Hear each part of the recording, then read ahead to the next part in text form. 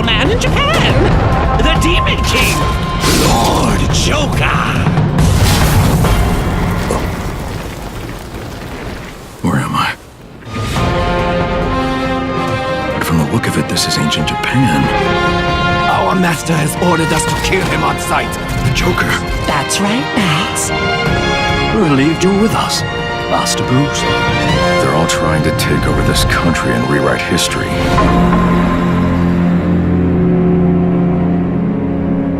This is it.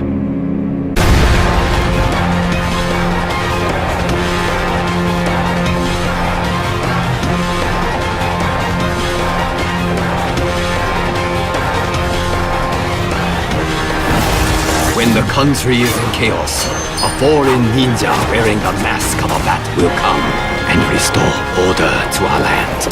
Great shinobi from across the sea of time, Lord Batman. Hi, this is Marc Morrell from ToonBarn. We're here at WonderCon 2018. We're talking about Batman Ninja, which is like the most amazing film you're ever going to see. And I just saw it, so I can say that.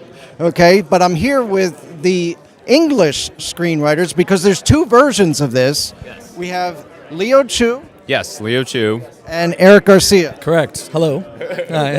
So why did they want to put two versions of this? Why did they want to put a Japanese with English subtitles and an English dubbed version?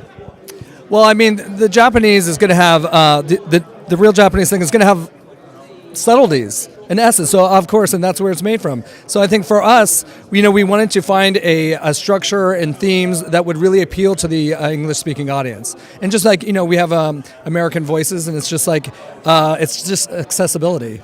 Yeah, I think from the inception, what's been really amazing is that Warner Brothers really wanted to leave the creatives alone, and they wanted a film that was authentically anime, so they really entrusted the Japan team with that, and they also wanted something that was authentically Batman, which is what they entrusted us with. And so I think when you bring the two together, you create something that doesn't just play in Japan, it kind of becomes like something that Western audiences will embrace, but also something that global audiences will embrace too.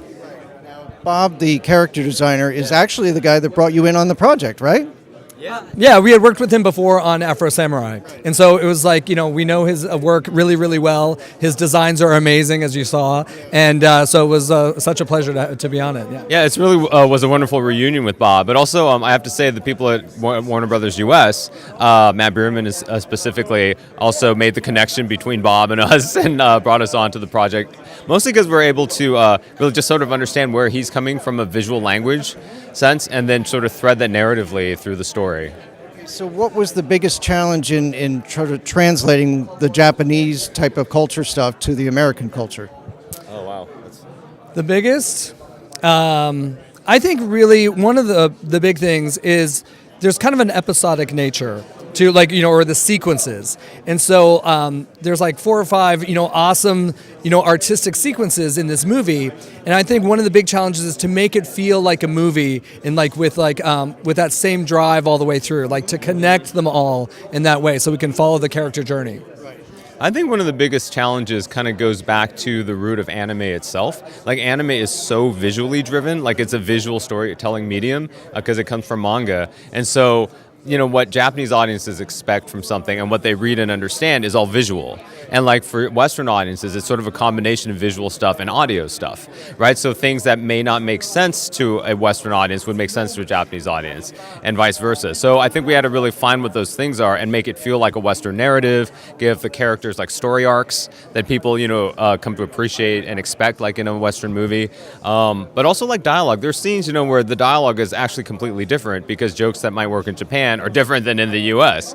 I was hoping you would bring that up. I was wondering if there was one joke you could tell us that, was told differently in Japan and you guys brought it differently here. Yeah, there. When in the not to spoil anything, but there is an amazing samurai sword fight between Batman and the Joker, and in the original Japanese version, they talk a lot about real estate and Japanese history. And in our version, we actually thought it'd be more badass and just give them fun Joker fun fight lines and stuff. So it that has a different shading.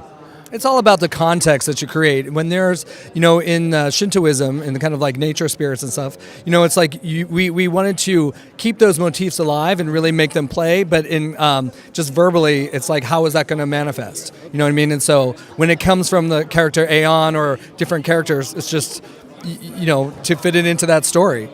I thought of another joke. Actually, there's another moment, which is actually a very clear moment. Robin befriends a monkey who he can talk to and understand. And the Japanese version, that's just sort of taken for granted. And in this version, when the character's first introduced, Red Robin's like, so it's kind of weird, but Robin has made friends with this monkey. And so we kind of shine a light on things that Western audiences might find outlandish or like weird turns in the story. Like bats and monkeys coming together to form a giant robot. Yes, exactly. absolutely. Yeah. All right, well, I want to thank you guys for joining us on ToonBarn at WonderCon. Well, thank you very much. It's great. Thank you. Producers of Afro Samurai and Afro Samurai Resurrection, writers of the English language script for Batman Ninja, Liam Chu and Eric Garcia. Woo!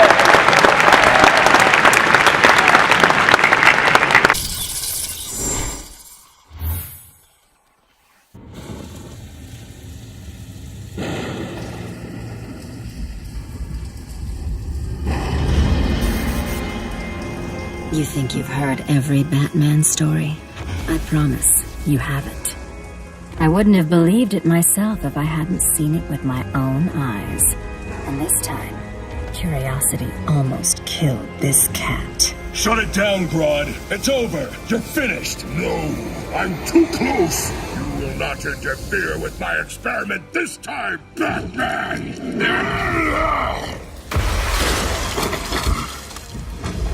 Catwoman, don't!